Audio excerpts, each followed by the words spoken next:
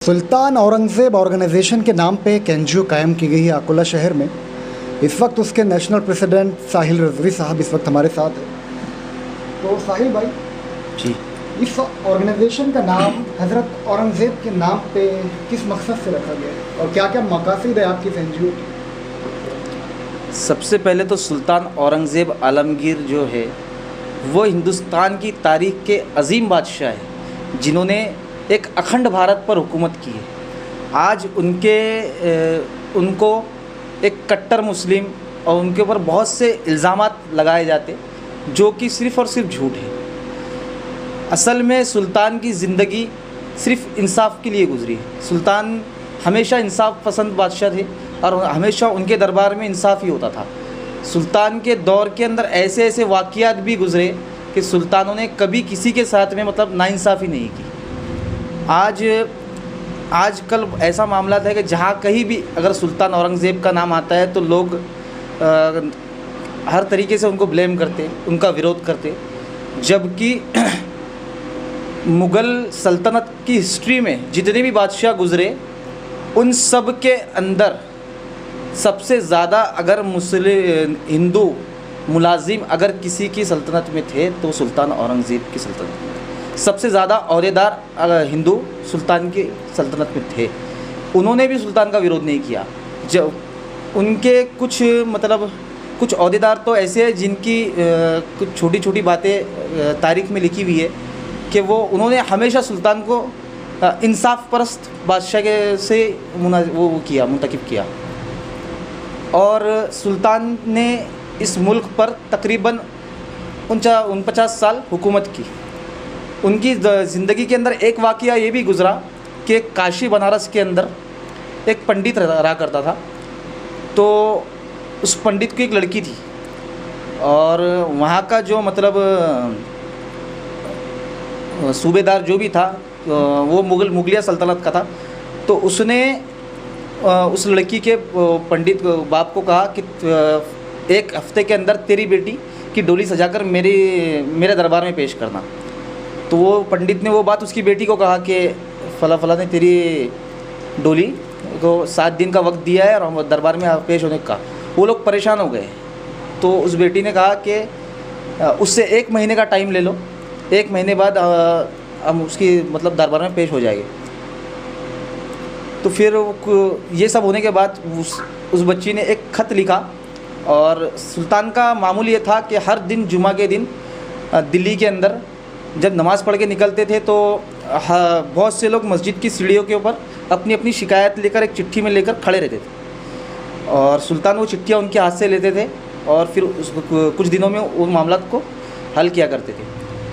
तो जुमा के दिन वो लड़की दिल्ली पहुंची और वो मुग़ल शहज़ादे के लिबास में थी और मुँह ढका हुआ था। वो लाइन में खड़ी हो गई। सुल्तान जब लोगों से उनकी दरख्वास्त जब चिट्ठियाँ ले रहे थे उस तक भी पहुँचे तो सुल्तान ने हाथ पर कपड़ा डाल के उस लड़की से वो चिट्ठी ली। तो लड़की ने सवाल की कि मेरे साथ ये ऐसा नाइंसाफ़ी क्यों? आपने सबसे सीधे हाथ से चिट्ठी ली और मेरे से ये हाथ पर कपड़ा डाल के। तो सुल्तान ने कहा इस्लाम के अंदर गैर महरम को छूना देखना भी हराम है, तो मैं कैसे तेरे से बोलूँ? और तू लड़का नहीं है, तू लड़की। सुल्तान ने वो चिट्ठी उससे ली और उससे पूछा कि तेरे मामला क्या है। तो उसने कहा कि फ़ला शख्स ने मुझे अपनी हवस का शिकार बनाने के लिए 7 दिन की मोहलत दी थी। हमने 1 महीने की मोहलत उससे मांग के मैं आपके पास उसकी शिकायत लेके आई। सुल्तान ने कहा ठीक है। 1 महीने में उससे कहा बेटी 1 महीने में तेरी डोली उसके यहाँ पहुँच जाएगी। ये कहकर वो लड़की वहाँ से निकल गई और सुल्तान भी आ गए। जब वो लड़की उसके घर पर पहुँची तो उसके बाप ने उससे पूछा कि क्या मामला हुआ। तो उसने बताया कि सुल्तान ने तो मुझसे कहा कि 1 महीने में तेरी डोली उसके यहाँ पहुँच जाएगी। तो और परेशान हो गए। लेकिन उसने कहा कि पिताजी सुल्तान ने मुझे बेटी कहकर मुखातिब किया। जब तक मैं वहाँ रुकी तो सुल्तान ने मुझे 15 बार बेटी कहा। तो कोई बाप अपनी बेटी के साथ ये हरकत नहीं कर सकता।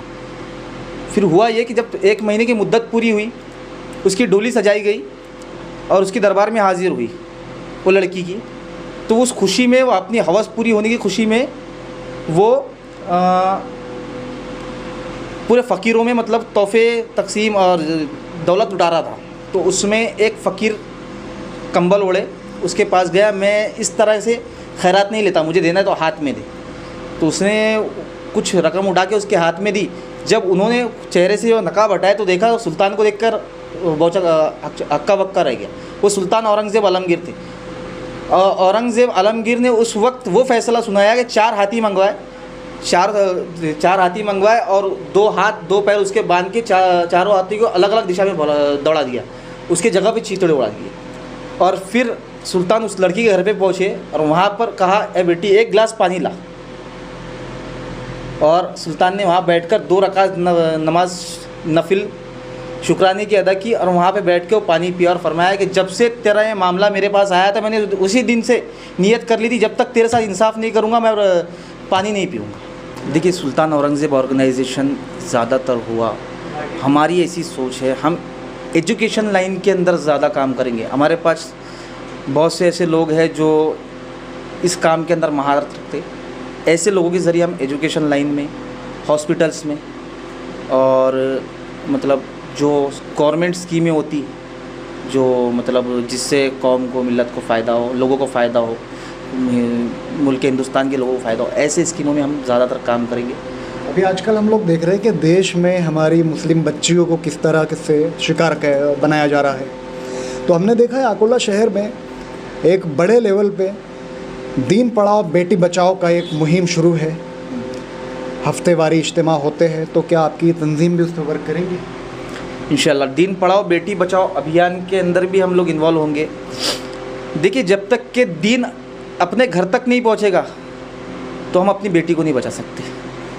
हमारा मामला ये है कि हम दीन को छोड़कर दुनियावी तालीम अपने घर तक ला रहे हैं।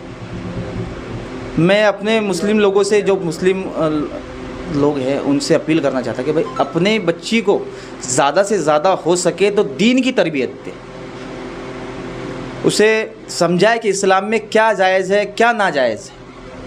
इस तरीके से हम क्या करते, अपनी ख़ुद की बच्ची को किसी गैर के इदारों में खुद जाए, मतलब पूरी तरीके से इजाज़त देते कि वो खुद जाए, खुद पढ़े। वहाँ जाकर वो नॉन मुस्लिम जो है उनके साथ में मतलब दोस्ती करती, फिर धीरे धीरे वो दोस्ती मोहब्बत में तब्दील होती, फिर मोहब्बत से फिर वो जिना में बढ़ती, फिर जिना से फिर आपको तो पता है कि बहुत से मामला ऐसे हैं कि कुछ दिनों बाद ऐसी लड़कियों का ऐसे ये अंजाम होता कि किसी की लाश गटर में पड़ी रहती, किसी की लाश सूटकेस में पड़ी रहती, ये सब मामला होते। तो इसके ऊपर वर्क करना ज़रूरी है। सुल्तान औरंगज़ेब ऑर्गेनाइजेशन दीन पढ़ाओ बेटी बचाओ अभियान के लिए पूरी तरीके से काम करेंगे इंशाल्लाह। तो जो मुहिम अभी अकोला में शुरू है, इंशाल्लाह इस वीडियो के माध्यम से हम पूरे देश तक ये वीडियो पहुंचाने की कोशिश में है कि जगह जगह पे बस्ती बस्ती में आप लोग दीन पढ़ाओ बेटी बचाओ ये मुहिम शुरू करें। अपनी तमाम बच्चियों को आप जब तक कि दीन की तालीम नहीं देंगे, दीन की तरबियत नहीं देंगे, तब तक हमारी बच्चियों का यही हाल होता रहेगा। तो इसलिए ज़रूरी है दीन की तालीम ज़्यादा से ज़्यादा दी जाए और उसी के बेस पे हम अपने बच्चियों को बचा सकते हैं।